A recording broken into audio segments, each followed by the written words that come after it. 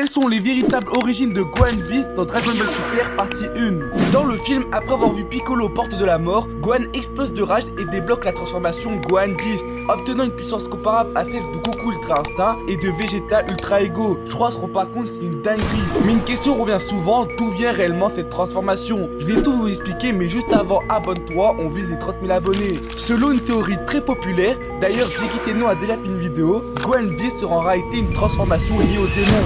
En effet, durant son enfance, Gohan était entraîné par Piccolo, le fils du roi démon Piccolo. Il aurait donc appris sans le savoir des techniques et du ki démoniaque. Ensuite, Dragon Ball Daima nous révèle que les Kaioshin sont originaires du royaume des démons. Or, lors de la saga Buu, le vieux Kaioshin libère le potentiel caché de Gohan grâce à un rituel, donnant naissance à Gohan Ultimate, qui serait en réalité une version non éveillée de Beast. Ce rituel aurait si bien marché sur Gohan car il transforme les émotions négatives en puissance. Et le demi-Saiyan est connu pour tirer sa force de ses émotions.